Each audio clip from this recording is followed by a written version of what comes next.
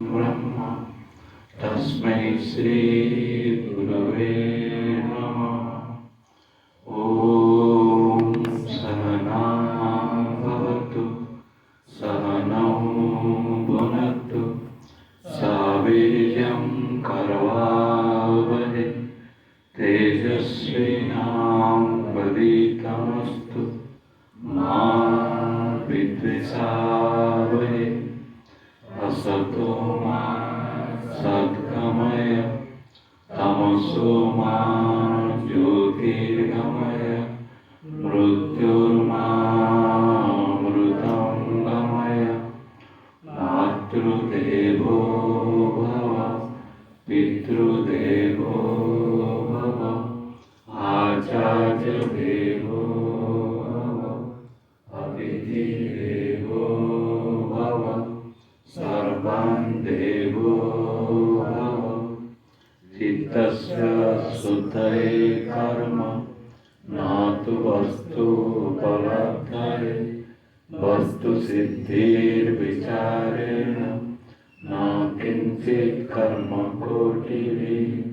नित्यो नित्यानां चेतनाश्चेतनानाम् एको बहुनां यो विदधाति कामं तमात्मस्थं येन पश्यन्ति धीरा तेषां शान्तिः शाश्वती नेतरेषां। मनसैवानुद्रष्टव्यं नेह नास्ति किञ्चन। मृत्युसा मृत्युमाप्नोति नानेव पश्यति। विद्यते हृदयग्रन्थि छिद्यन्ते सर्वसंशया। क्रियन्ते तस्य कर्माणि तस्मिन् दृष्टे परावरे। पाणिपादो यवनग्रहीता तस्य चक्षुषशृणोत्यकर्म। स वेत्ति वेद्यं न च तस्यास्ति वेत्ता तमाहुरग्राह्यं पुरुषं महान्तं।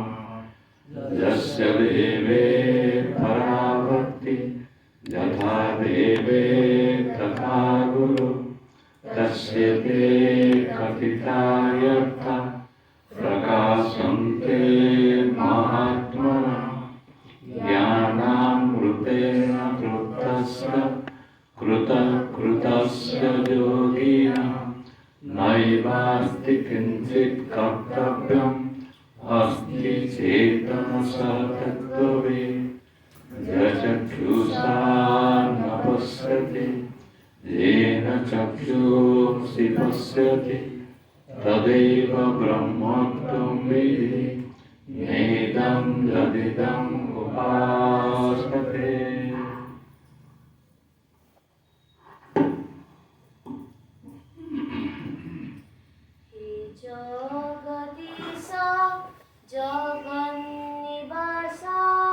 हे जगदीश जगन्निवास प्रति कोणे कोणे तुम्हारी वास। प्रति कोणे कोणे तुम्हारी वास। तुम्हें तो कारण तुम्हें कर्ज। तुम्हें तो कारण तुम्हें ही कार्य। प्रति हृदय रे राची छरास। प्रति हृदय रे राची छरास। हे जगदीश जगन्निवास। हे जगदीश जगन्निवास। प्रति कोणे कोणे तुम्हारी वास। प्रति कोणे कोणे तुम्हारी वास। तुम्हें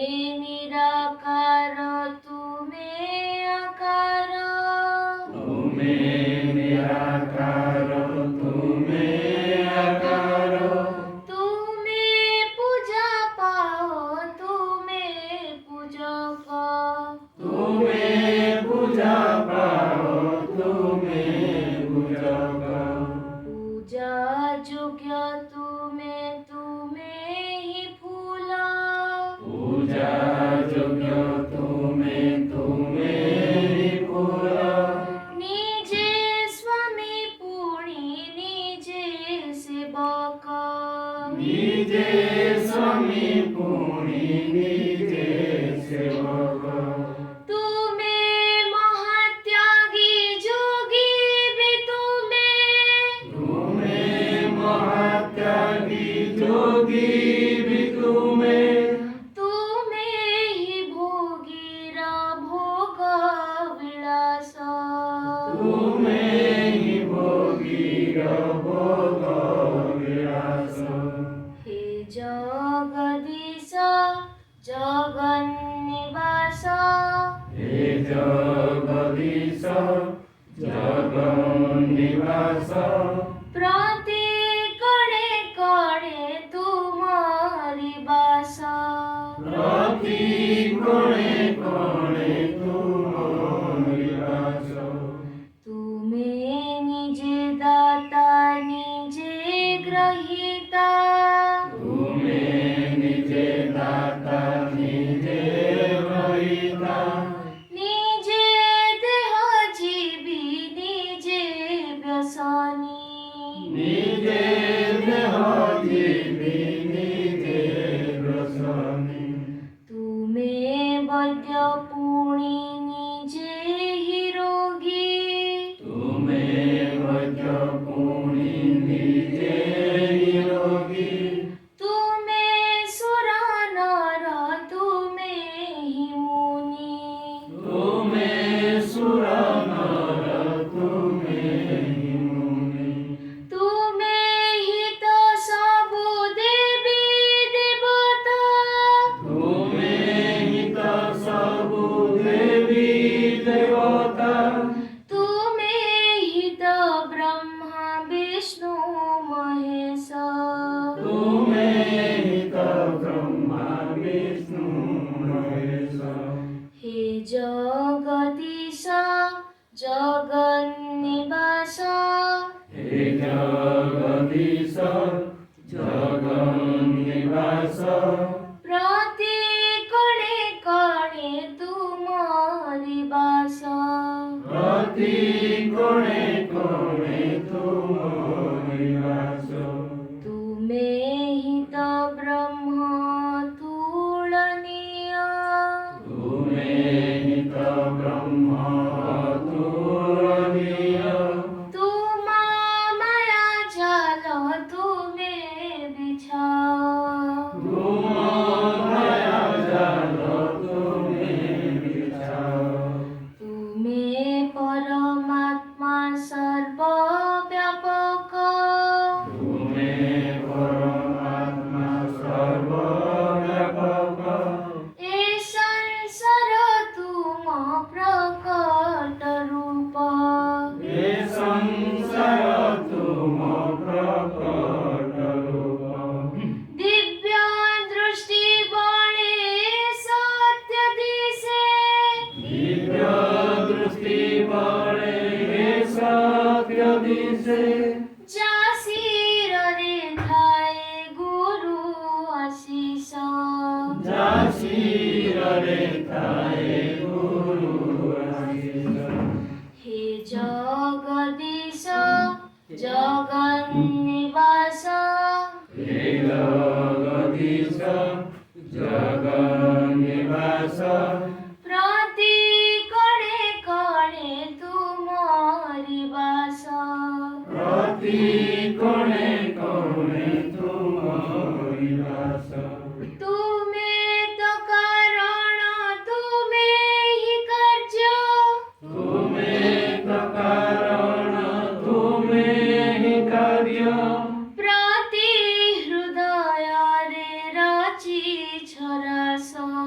ପ୍ରତି ହୃଦୟରେ ରଚିଛ ରସ हे ଜଗଦୀଶ ଜଗନ୍ନିବାସ ହେ ଜଗଦୀଶ ଜଗନ୍ନିବାସ ପ୍ରତି କଣେ କଣେ ତୁମରି ବାସ ପ୍ରତି କୋଣେ କୋଣେ ତୁମରି ବାସ ପ୍ରତି କଣେ କଣେ ତୁମରି ବାସ ପ୍ରତି କୋଣେ କୋଣେ ତୁମରି ବାସ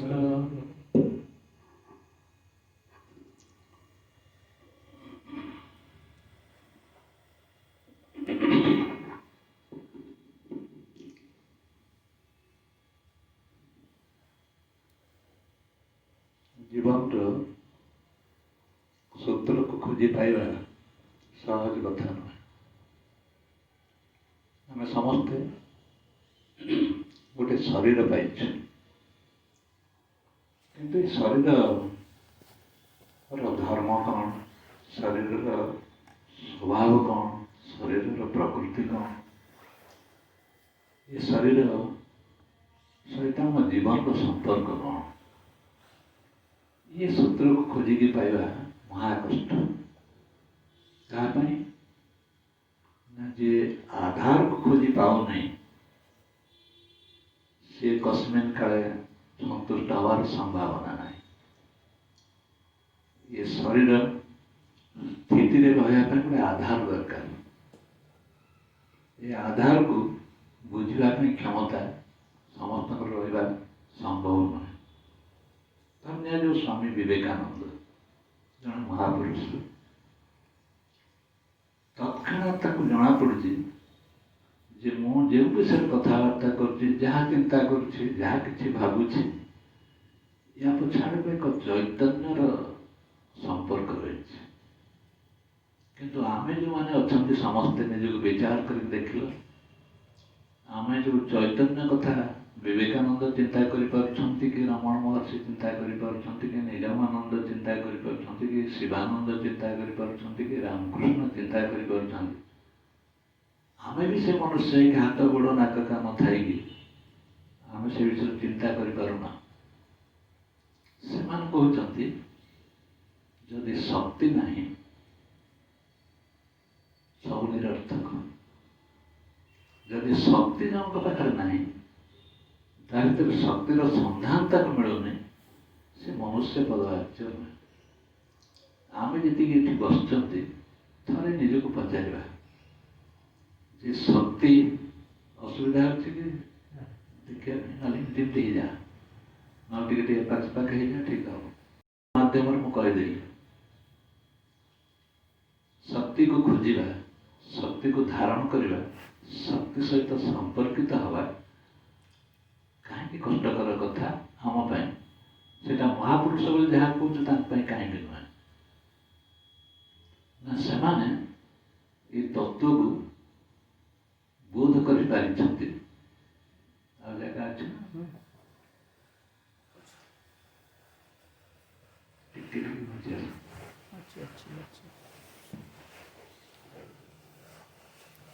परमात्मा तत्व हूँ एकमात्र तत्व जो तत्व को जानिबा द्वारा मनुष्य मनुष्यतार परिचय दिए।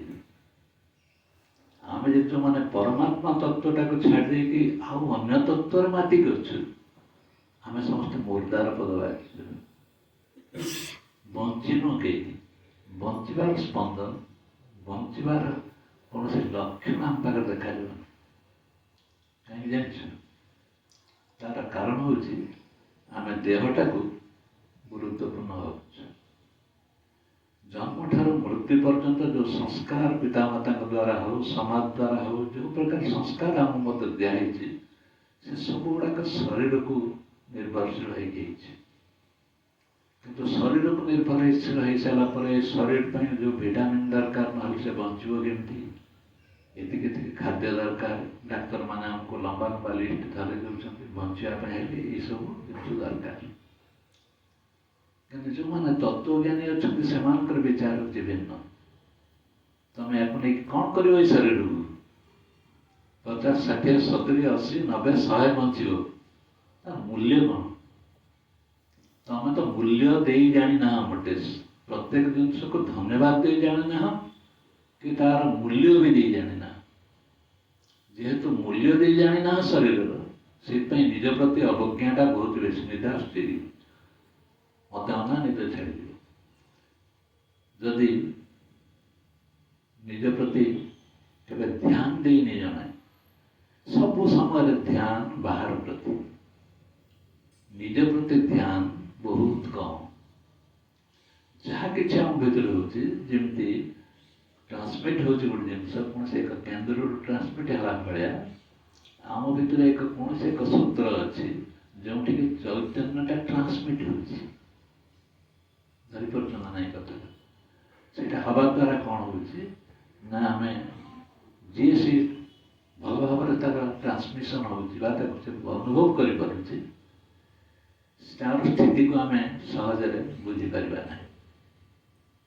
विवेकानंद कहते धर्म बोली सारा विश्व ब्रह्मांड जहाँ को धर्म बोली कहुच्छे कौन सी धर्म केवे विरुद्धाचरण कहार करूना कि आम जो मैंने अज्ञान लोक आमको बुद्धि ना आम ता धर्म या धर्म ता धर्म ता धर्म करूँ कि गोटे महापुरुष दृष्टि आसला बेलू सब धर्म गुड़ाक आस्ते आस्ते आस्ते आस्ते मिसिकी एक हो जाए किंतु आम जो माने जो मान धर्मटा को आम धर्म देखिए मुसलमान धर्म क्रिश्चियन धर्म कि अमुक धर्म तार अलग हो विचार कर देख जो मैंने धर्मटा भितर गोटे सूत्रटा को हासिल कर सब धर्मटा आसे आसे आसे गोटे जगह मिसिकी एकाकार हो जो मैंने धर्मटा को अलग अलग अलग विचार कर सब आस्ते आस्ते आस्ते आस्ते आस्ते अलग हो जो मैंने एकाकार कर दौरान से शक्ति बा ऊर्जाटा बढ़ी जाऊँ जो मैंने अलग अलग अलग कर दौरान से ऊर्जा विभक्त हो जाऊँ भाग भाग हो जाऊँ विचार करके देख जी आम समस्ते बस आम भर जो चैतन्य सत्ता अच्छी आम एकाकार करदे जदि आम बर्तमान के जन सड़क बस पचे कर अरे आम ये जी बस जदि आम चैतन्य सत्ताटा को सब आणिक सब गोटे जगार ठूल कर एकजुट कर दिया जाए केतटा हम प्रेम जानता यहीटा गोटे से कौशल आम शक्ति बढ़ुची ना कमुची थर परीक्षा करके देख थर परीक्षा करके देख निज जो मनुष्य तार चैतन्य सत्ताटा को एकाकार कर योग्यता हासिल कर पृथ्वी को पहरी जाऊँ सारा विश्व को मुंड मुंड चली जाऊँ विश्व को परिक्रमा कर दे बिना द्विधारे जो मैंने से एकाकार कर विच्छिन्न हो मृत्यु आ जीवन भीतर संपर्क कौन बुझीपारना के दयनीय स्थिति देख से विवेकानंद कहते जो शक्ति को संचय कर शक्तिटा कौन जाना आगे शक्ति कौन जाना आगे शक्ति कौन जाना मो निज शक्ति के मुझे उठे पारि जिनटा से शक्ति उपर निजक गुरुत्व दियो कापुरुष पणियाटा ठीक नुहे निर्भर हो जा क्या गोटे बोझ हो रहने गोटे भाराक्रांत करनी क्या निर्भर हो इहलोक हो परलोक हो मृत्यु को डर ना आम समस्त देखा मुझे इहलोक मोर सुधर ना ना परलोक में मुझे जी अरे तुम जो बसच से सब किसी अच्छे गुरुंर आमको आज्ञा है अरे तू जो बसचु से सब ऐश्वर्य भरपूर हो जाए तू फिर अन्य आड़े कौन खोजु कौटी खोजु कौन पाइबु तू पाइबार संभावना किसी ना जहाँ तू पाइबु युड़िक सब हूँ मरणशील नष्टशील तू जहाँ संचय करुचु जहाँ किसी करुक सब अदरकारी तेणु तू बल संचय कर कापुरुष पणियाटा को दूरे दे नपुंसकता से मु कापुरुष नुहे मो भर ऊर्जा शक्ति मु 35 वर्ष बचे 55 वर्ष बचे ता सागर किसी मतलब ना मुझे समय बची जलुची ना ना प्रज्वलित अच्छी ना ना मुझे समय बची जलुची ना ना मु निष्प्रभ लिभि जा विचार कर देख आम प्रायतः आम जीवन काल सब निष्प्रभ अवस्था प्रभा ना प्रभा कहीं ना ना जीवन जलिया जो मूल उत्स टिकक से मूल उत्स टिकक आम जल रखी ना मूल उत्स किए जदि आम विचार कर देखा मूल उत्स टिकक जो मान सद्गुरु से मूल उत्स उपर नहीं आम छाड़ दिखते कहते ये बस तापर अना जगत मूल जिन पर बसी जा तापर पर जो विषय चिंता कर जो मैंने असत गुरु जो मान सत् संपर्क धारणा ना से कहानी करेंगे कहानी कही सारा पर कौन करते कहानी पछाड़ एक उद्देश्य था से उद्देश्य हूँ लक्ष्यटी हूँ निज पाखे निजक पहुँचे दवा से हूँ सद्गुरु जी आमको मूल उत्स पाखे पहुँचे दिए आधार पर ठिया कर दिए यार पर जो ढड़ा हो तार पर चिंता कर 50 साढ़े कहीं चिंता कर साढ़े कहीं भावुचु इतस्तत कहीं करूँ ये संसार तते अड़ुआ अड़ुआ लगुच ये संसार तते विचित्र विचित्र लगुच किंतु कौन ये संसार ये संसार हूँ तोर प्रतिध्वनि केवल प्रतिरूप केवल ये संसार आ कि से मत कौन भावुथु मु कौन कहली से कौन चाहती ता भावना तो कौन मो भावना तो कौन से मोर पूर्ण अलग यही प्रकार विचार आम करुचु किंतु जो माने परमात्मा तत्वटा को उपलब्धि कहते तो विचार मो विचार किसी नहीं सब हूँ तोर रिफ्लेक्शन केवल प्रतिफल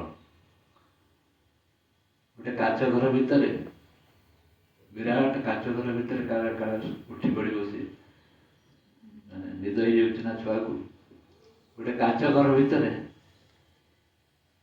हठात गोटे कुकुर पशि आसला हजार हजार काच लगी काच घर भितर पशि आसला से भुकिया आरंभ कला हजार रूप देखा हजार कुकुर देखा से भुकिले से भुकिले आहरी लांगुड़ फुले दिखे आहरी जोर भुकिला से भुकिले ये आहरी भुकिला डेला से डेले ये डेला देखला हजार हजार डेमुंट हजार हजार भुकुंट ये भी स्वर ठार के अधिका हम आहरी जोर भुकुचे एमती हो सेन्सलेस पड़गला पूरा ये समय आ गोटे कुकुर थी सी कौन कला ना आसिक से काच घर भर पहुँचला काच घर भर पहुँच सारा पर देखला गोटे कुकुर ये आसूँ सी कुकुर पाक आसूँ ये लांज हलैला सी भी लांज हलैला ये पाक लांज हल हल जमी गला सी लांज हल शुंघापी गला सी शुंघापी आसला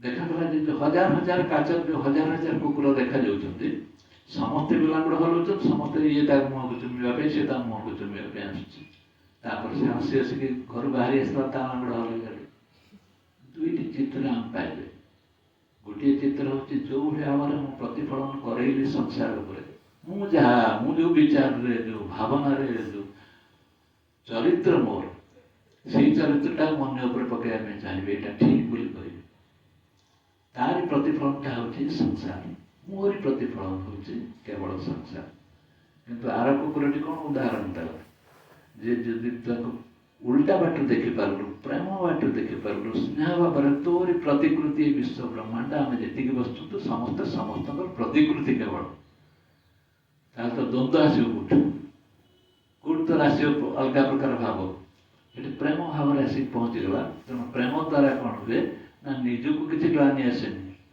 दीटा तत्व आम पाइले जो आम सन्देह करने आरंभ कलु प्रतिक्रिया है ना नहीं जो आम प्रेम देवाई चाहिए प्रतिक्रिया है कि प्रतिक्रिया प्रेम प्रतिक्रिया अर्थात सारा विश्व को तमरी दृष्टिभंगी अनुसार देखी शिख कि दृष्टिभंगी नाम हूँ मोर आधार ये चैतन्य जो आधार पर मुझे ढड़ा ये हूँ चेतना शक्तिटा ये जहाँ को मुझे देखुची जहाँ सहित मुझे संपर्क स्थापन कर समस्त होती चैतन्यर प्रतिफलन जहाँ को देखे जमी देखे जो अवस्था को देखे मत चैतन्यर प्रतिफलन लगे जो लगे कौन हम से मत मिल गोटे बड़ लाभ कौन से लाभ ना भय मुक्त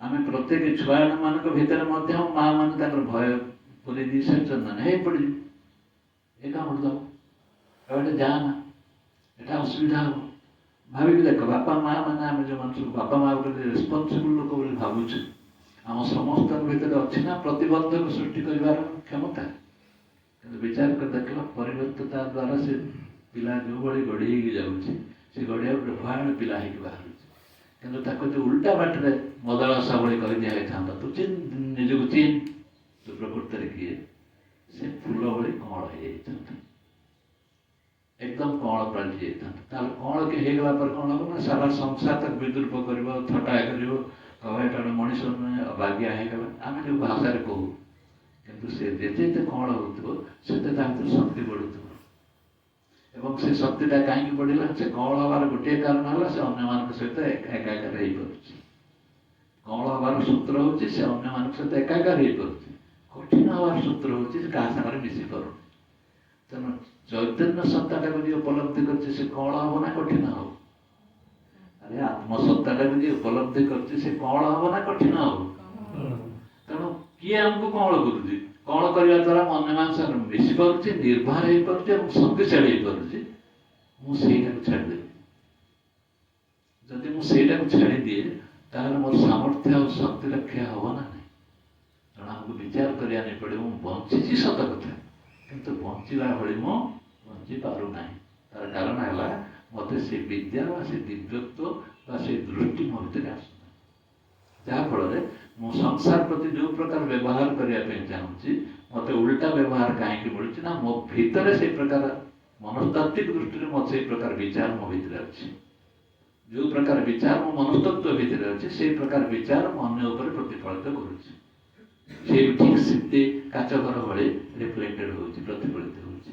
ହେବା ଫଳରେ ସଂସାର ମୋତେ କେମିତି ଉଦାସ ଲାଗୁଛି, ବିରକ୍ତିକର ଲାଗୁଛି। ଆମେ କେହି କାହା ସାଙ୍ଗରେ ଏକାକାର ହେଇପାରୁନାହିଁ। କିନ୍ତୁ ଯଦି ଚୈତନ୍ୟକୁ ଜଣେ ବୁଝିବା ପାଇଁ କ୍ଷମତା ରଖେ, ମନୁଷ୍ୟ ଛାଡ଼ କୀଟ ପତଙ୍ଗ ପଶୁ ପକ୍ଷୀ ମଧ୍ୟ ସେଇ ପ୍ରକାର ସ୍ଥିତିକୁ ଆସି ପହଞ୍ଚିଯିବେ। ଯାହାଫଳରେ ସେମାନଙ୍କ ସହିତ ମଧ୍ୟ ଆମର ପ୍ରେମ ସମ୍ପର୍କ ସ୍ଥାପନ ହେଇପାରେ। କ୍ୟାକ୍ଟସ୍ ଗଛଟାକୁ ଦେଖିସାରିଲା ପରେ କଣ୍ଟା ହେଇକି ସେ କଣ୍ଟାଯୁକ୍ତ ହେଇକି ବଢ଼ୁଛି କ୍ୟାକ୍ଟସ୍ଟା।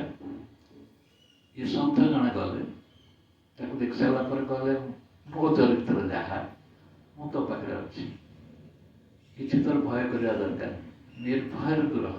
ତା ସଙ୍ଗେ ସବୁଦିନ ବାର୍ତ୍ତାଳାପ କଲେ। କାହା ସହିତ? କ୍ୟାକ୍ଟସ୍ ଗଛ ସହିତ। ଆଶ୍ଚର୍ଯ୍ୟର କ'ଣ କଥା ଦେଖାଗଲା, କ୍ୟାକ୍ଟସ୍ରେ ଆଉ କଣ୍ଟା ବାହାରିଲାନି। ସେ କ୍ୟାକ୍ଟସ୍ଟା କଣ୍ଟା ବିହୀନ ହେଇଗଲା। କ୍ୟାକ୍ଟସ୍ ଯେଉଁଠି କଣ୍ଟା ଅଛି, ଗଛଟା ତ କଣ୍ଟା ଗୁଡ଼ାକ ବାହାରୁଥିଲା, କିନ୍ତୁ ମନୁଷ୍ୟର ଯେଉଁ ପ୍ରକାର ସେ ସ୍ଥିତି ଦ୍ୱାରା ସିଏ ପୁରାପୁରି କଣ୍ଟା ଯୁକ୍ତ ଯେଉଁ ଗଛ, ସେ କଣ୍ଟାହୀନ ହେଇଗଲା। ତାର କ'ଣ ମନୁଷ୍ୟ ଭିତରେ କାପାସିଟି, ଶକ୍ତିଟା ଅଛି? ବିଶ୍ୱାସ କରିବ ନା ବିଶ୍ୱାସ କରିବନି? ନ କଲେ ନ କର, କି କହୁଛି କି ବିଶ୍ୱାସ କରିବା ପାଇଁ।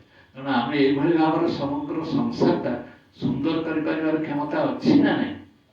କିନ୍ତୁ ଆମେ ଅସୁନ୍ଦର କରିବାର ଲାଗିଛନ୍ତି। ଏଇଥିପାଇଁ କଣ୍ଟାଯୁକ୍ତ ନାନା ଆଦି ପ୍ରକାର ବିଚାର ଭାବନା ଦ୍ୱାରା ମୁଁ ଅମୁକେଇ, ମୁଁ ସମୁକେଇ, ମୁଁ ନିଜର ଉପାଧି, ନିଜର ଡିଗ୍ରୀ, ନିଜର ବିଚାର ଅନୁସାରେ ମୋ ନାରୀ, ମୋ ପୁରୁଷ, ଯିଏ ଯାହା ଭାବୁ, ସେ ଛାଡ଼ି ଦେଉଛି କାହାକୁ ନା ମୂଳ ଚୈତନ୍ୟ ସତ୍ତାଟିକୁ ସେ ଭୁଲି ଯାଉଥିବା ଯୋଗୁଁ ଏ ପ୍ରକାର ବିଭାଜନ ସବୁ ହେଇଯାଉଛି।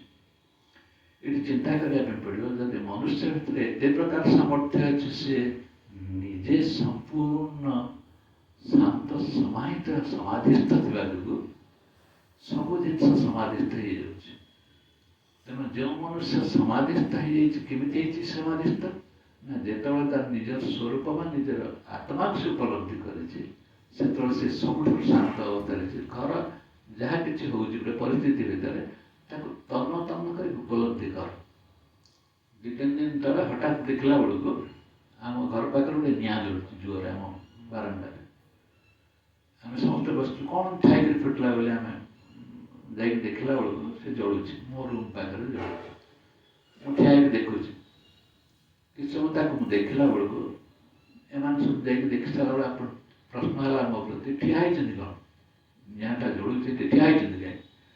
ମୁଁ ସେ ନିଆଁ ଜଳିଲା ଭିତରେ ମୋର ସ୍ଥିତିଟା ସେମିତି ଥିବା ଯୋଗୁଁ, ଶାନ୍ତ ଥିବା ଯୋଗୁଁ, ସେ ନିଆଁଟାକୁ ମଧ୍ୟ ମୁଁ ଶାନ୍ତ ଅବସ୍ଥାରେ ଦେଖୁଛି। କିଛି ସମୟ ଦେଖୁଛି ମୁଁ ତାକୁ। ତାପରେ ବ୍ୟବସ୍ଥା ହେଲା, ଆମେ ଟିକେ ଟିକେ ପାଣି ପକେଇଲୁ, ପାଣି ପକେଇକି ତାକୁ ଲିଭେଇଲୁ। ତାପରେ ଯାହା ଯାହା ଅବସ୍ଥା କଥା ସାଙ୍ଗେ ସାଙ୍ଗେ। କିନ୍ତୁ ସେଇ ସମୟରେ ପଚରାଗଲା ଯେ ଆପଣ ଏଠି ଠିଆ ହେଇ କ'ଣ କରୁଥିଲେ? ଏ ସମୟ ନିଆଁଟା ଏଠି ଲାଗିଯାଇଥାନ୍ତା, କି କେଉଁଠି କ'ଣ ହେଇଥାନ୍ତା, ଚିତ୍ତର ଚାଞ୍ଚଲ୍ୟ କାହିଁକି ଘଟୁନି? ମୁଁ ମୋ ସ୍ଥିତିରେ ଥାଇକି ଦେଖୁଥିଲି। ଘଟିଲେ ଘଟିବ, କ'ଣ ହେଉଛି କ'ଣ ମୁଁ ଜାଣିନି, କିନ୍ତୁ ଅବସ୍ଥାଟା ଆପେ ଆପେ ସେ ସ୍ଥିତିକି ପଳେଇ ଯାଉଛି। ଯେଉଁଠିକି କୌଣସି ଜିନିଷ ଆସିଗଲା ତ ଆମେ ଏକଦମ ବ୍ୟତିବ୍ୟସ୍ତ ବିବ୍ରତ ନ ହେଇକି ମୁଁ ସ୍ଥିର ରହିପାରୁଛି ନା ନାହିଁ, ଏଇ ପ୍ରକାର ଚିନ୍ତନ ମୁଁ କରୁଥିଲି। ସ୍ଥିର ଅଛି ଭାବୁନଥିଲି, କିନ୍ତୁ ଅଟୋମେଟିକାଲି ସ୍ଥିରତା ଆସିଯାଉଥିଲା। ଗୋଟେ ନିଆଁ ଯଦି କ'ଣ କରି ପକେଇବ, ସେମିତି କିଛି ବଡ଼ କଥା ନୁହେଁ, ବା ସେମିତି କିଛି ଲାଗୁନଥିଲା ମୋ ମନକୁ। କହିବାର ତାତ୍ପର୍ଯ୍ୟ ହେଉଛି, ଯେଉଁ ଆତ୍ମାରେ ସ୍ଥିତ ହେଇସାରିଲା ପରେ ସିଏ ଅବିନାଶୀ, ମାନେ ଅଜନ୍ମା, ଯିଏ ହେଉଛି ଆଦି, ସବୁର ମୂଳ ଯିଏ, ତାରି ଉପରେ ତମେ ନିଷ୍ଠାପର ଭାବରେ ରହିଯାଅ। ତାରି ଉପରେ ନିଜକୁ ଏକଦମ ସମ୍ପୂର୍ଣ୍ଣ ଅବଲମ୍ବିତ କରିଦିଅ, ତାପରେ ଅର୍ପଣ କରିଦିଅ ନିଜକୁ ତାରି ଉପରେ। ତାପରେ ଅନୁଭବ କରିବ ଯେ ଜୀବନଟା କେତେ ଶାନ୍ତ, ସମାହିତ, ସମାଧିସ୍ଥ ରହୁଛି। ତା ମାନେ ଆମେ ସମସ୍ତେ ସମସ୍ତେ ସମାଧିସ୍ଥ ହେବା ଉଚିତ ନା ନାହିଁ? ପ୍ରଶ୍ନ ଆସିବ, ଆମେ ସମାଧିସ୍ଥ ହେବା ଉଚିତ ନା ନାହିଁ? ପୁଣି ଉଲ୍ଟା ପ୍ରଶ୍ନ ଆସିବ, ତମେ ସମାଧିସ୍ଥ କେତେବେଳେ ନାହ? ତମେ ସମାଧିସ୍ଥ କେତେବେଳେ ନାହ କହିପାରିବ? ଆରେ ପ୍ରତ୍ୟେକ ଅବସ୍ଥାରେ, ପ୍ରତ୍ୟେକ ସ୍ଥିତିରେ ପ୍ରତ୍ୟେକ ମଣିଷ, ପ୍ରତ୍ୟେକ ପ୍ରାଣୀ ସମାଧିସ୍ଥ ଅଛି। ସେ ଯାହା ଦେଖୁଛି ସେ ସମାଧିସ୍ଥ ନହେଲେ ଦେଖିପାରିବନି, ସେ ସମାଧିସ୍ଥ ନହେଲେ ଶୁଣିପାରିବନି, ସେ ସମାଧିସ୍ଥ ନହେଲେ ଶୁଙ୍ଗିପାରିବନି, ସେ ସମାଧିସ୍ଥ ନହେଲେ କହିପାରିବନି। ଅର୍ଥାତ୍ ପ୍ରତ୍ୟେକ ସ୍ଥିତିରେ ସେ ସମାଧିସ୍ଥ ଅଛି, କିନ୍ତୁ ସେ ଜାଣିପାରୁଛି। କିନ୍ତୁ ଏଠି ଯେଉଁ ସମାଧିର କଥା କୁହାହେଉଛି ସେ ହେଉଛି ଆତ୍ମାର ଅନୁଭବ ଦ୍ୱାରା ଯେଉଁ ସମାଧିସ୍ଥ ଅବସ୍ଥାକୁ କୁହାହେଉଛି। ସେ ସମାଧି ଅପେକ୍ଷା ଯେ ଆମର ପ୍ରତି ମୁହୂର୍ତ୍ତର ସମାଧି ହେଉଛି ଆମେ ଜାଣିପାରୁନୁ। ସମାଧି କହିବାର ଅର୍ଥ ହେଉଛି ଯେଉଁ ଶବ୍ଦ, ସ୍ପର୍ଶ, ରୂପ, ରସ, ଗନ୍ଧ ସାଙ୍ଗରେ ମୁଁ ସମ୍ପର୍କ ରଖୁଛି, ତା ସହିତ ମୁଁ ଯଦି ଏକାକାର ନହେଲି ସେ ଜିନିଷଟାକୁ ଜାଣିପାରିବି। ଗୋଟେ ଶବ୍ଦଟା ମୁଁ କହୁଛି, ବର୍ତ୍ତମାନ ଯେଉଁମାନେ ବସିଥିବେ ଯଦି ନ ଶୁଣି ପାରୁଥିବ ତାହେଲେ ଶବ୍ଦ ଠିକ୍ ଭାବରେ ଆମ ପାଖରେ ପହଞ୍ଚିବ କି? ତାହେଲେ ମୁଁ ସମାଧିସ୍ଥ ନ ରହିଲି କେତେବେଳେ? କିନ୍ତୁ ଆମକୁ ଯେଉଁମାନେ ସାଧୁ ସନ୍ଥମାନେ ଅଛନ୍ତି, ସମାଧି କର, ସମାଧିସ୍ଥ ହେଇକି ରୁହ। ସମାଧିରେ ରହିଲେ ତମେ ପରମାତ୍ମାକୁ ଲାଭ କରିପାରିବ। ଏଇ ଯେଉଁ ଦେଇଛନ୍ତି ତତ୍ତ୍ୱ ଗୁଡ଼ାକ ଭୁଲ ତତ୍ତ୍ୱ। ଅର୍ଥାତ୍ ପ୍ରତ୍ୟେକ ପ୍ରାଣୀ ସମାଧିସ୍ଥ ଅଛି। ଯେ ଶବ୍ଦ, ସ୍ପର୍ଶ, ରୂପ, ରସ, ଗନ୍ଧ ଯାହା ସହିତ ସେ ସମ୍ପର୍କ ରଖୁ, ସମାଧିସ୍ଥ ସେ ରହିବା ପାଇଁ ବାଧ୍ୟ। କିନ୍ତୁ ଏଠି କୋଉ ସମାଧି କଥା କୁହାଯାଉଛି? ଯଦି ତମେ ଆତ୍ମଜ୍ଞାନ ରୂପକ ସିଦ୍ଧିଟା ପ୍ରାପ୍ତ ହୁଅ, ଆତ୍ମଜ୍ଞାନ ରୂପକ ସିଦ୍ଧି ଯଦି ତମକୁ ମିଳିଲା, ତାହେଲେ ତମେ ଏଭଳି ସ୍ଥିତିରେ ଆସିକି ପହଞ୍ଚିଯିବ, ଜଗତର ଯାବତୀୟ ଜିନିଷ ତା ବାଟରେ କ୍ରମାଗତ ଭାବରେ ଯେମିତି ହେଉଛି ହେଉଥାଉ, କିନ୍ତୁ ତମେ ତମର ଶାନ୍ତ ସ୍ଥିତିରୁ କେବେ ବଦଳିବ ନାହିଁ। ତମର ସେ ଶାନ୍ତ ମୁଦ୍ରାଟା ତମ ପାଖରେ ରହିବ। ଏମିତି ହେଲେ କ'ଣ ଲାଭ? ଏଇ ସଂସାର ଆମକୁ ରଖିବେ? ଆମର ତ ସବୁ ଜିନିଷ ତମେ ତ ବିଚାର କଲ। ବିଚାର ଦ୍ୱାରା କ'ଣ କଲ ନା ତମର ସମାଧି ଅବସ୍ଥାକୁ ତମେ ବିକୃତ କଲ, ଫଟିକ ଚିରିକି ନଷ୍ଟଭ୍ରଷ୍ଟ କରିଦେଲ। ତମେ ସମାଧିସ୍ଥ, ତମେ ଯେମିତି ସ୍ୱାମୀଜୀ କହୁଛନ୍ତି, ତମେ ତମ ଜାଗାରେ ସମ୍ପୂର୍ଣ୍ଣ ଭାବରେ ସ୍ଥିର ରହିଛ, କିନ୍ତୁ ତମେ ସ୍ଥିର ବୋଲି ତମେ ଜାଣିନା। ତମେ ତମ ସ୍ଥିତିରେ ସମ୍ପୂର୍ଣ୍ଣ ସ୍ଥିର, ତମର ଅସ୍ଥିରତାର ପ୍ରଶ୍ନ ନାହିଁ। କାରଣ ତମକୁ ତ ମୁଁ ନେଇକି ଯେଉଁ ଆତ୍ମା ପାଖରେ ପହଞ୍ଚେଇ ଦେଲି, ସେ ଆତ୍ମା ତମ ପାଖରେ ସ୍ଥିର ଅବସ୍ଥାରେ ଏବେ ଅଛି ନା ମରିଯାଇଛି? ଆରେ ଆମେ ଶୁଣୁ ବା ନ ଶୁଣୁ, ଆତ୍ମା ଅଛି ନା ନାହିଁ? ଆମ ସେ ପାଖରେ ଯେଉଁ ପକ୍ଷୀମାନେ କୁକୁଡ଼ା ରାବୁଛି, ତାର ସେ ସ୍ଥିର ଥାଉ ବା ସେ ଅନ୍ୟ ମନସ୍କ ଥାଉ, ତା ପାଖରେ ଆତ୍ମା ଅଛି ନା ନାହିଁ? ତେଣୁ ଆତ୍ମଭାବରେ ସମଗ୍ର ବିଶ୍ୱ ବ୍ରହ୍ମାଣ୍ଡ ରହିଛି। ଏବଂ ଯଦି ଆମେ ସେ ଆତ୍ମଭାବ ଦ୍ୱାରା ସମ୍ପର୍କ ସ୍ଥାପନ କରନ୍ତି, ତାହେଲେ ବିଶ୍ୱର ପ୍ରତ୍ୟେକ ପ୍ରାଣୀ ସହିତ, ପ୍ରତ୍ୟେକ ଅଣୁକଣା ସହିତ ଆମେ ଜୀବନକୁ ପହଞ୍ଚି ଦେଇପାରିବା ବା ଆତ୍ମତତ୍ତ୍ୱ ସହିତ ଆମେ ଏକାକାର ହେଇଯାଇପାରିବା। ହେ ଜଗଦୀଶ ଜଗନ୍ନିବାସ ପ୍ରତି କଣେ କଣେ ତୁମରି ବାସ। ପ୍ରାର୍ଥନା ସେ ଗାଇଦେଲା।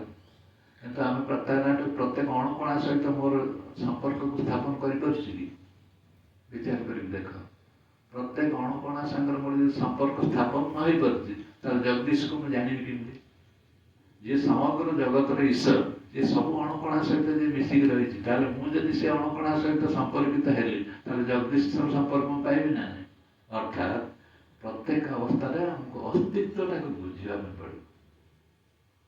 ଅସ୍ତାଦରୁ ସତ୍ତା ଆସିଛି ବା ଧର୍ମଟା ଆସିଛି।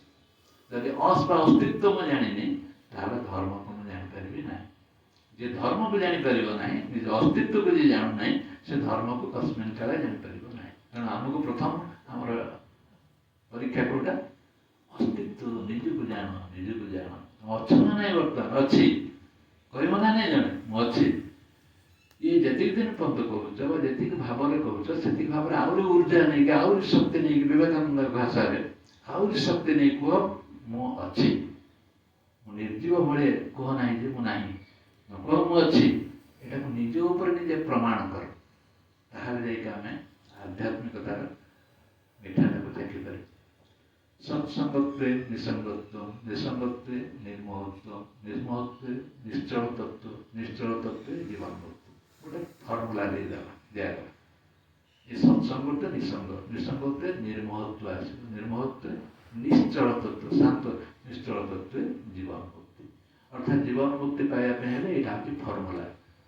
କିନ୍ତୁ ଯେଉଁମାନେ ଜ୍ଞାନୀ, ଯେଉଁମାନେ ତାକୁ ବୁଝନ୍ତି, ଯେଉଁମାନେ ତାକୁ ଉପଲବ୍ଧି କରନ୍ତି, ସେମାନେ କହନ୍ତି ये सब फर्मुला जिते पर्यंत अच्छे से पर्यंत गोटे गांठर बंधन अच्छे जिते पर्यंत फर्मुला नहीं स्वाभाविक नेचुराल सहज समाधि जहाँ कहते कबीर कहला बड़ी जी जमती अच्छा मुझे अवस्था में सहज समाधि अच्छी मु सहज अवस्था अच्छी स्वाभाविक अवस्था अच्छी एकदम स्वाभाविक किसी मोर कौन प्रकार परिवर्तन ना यही प्रकार स्थिति जो मान रहते से माने जीवन रस को उपलब्धि कर जीवन निराश शुष्क पालि आम मुंडे भर्ती कर दिखाई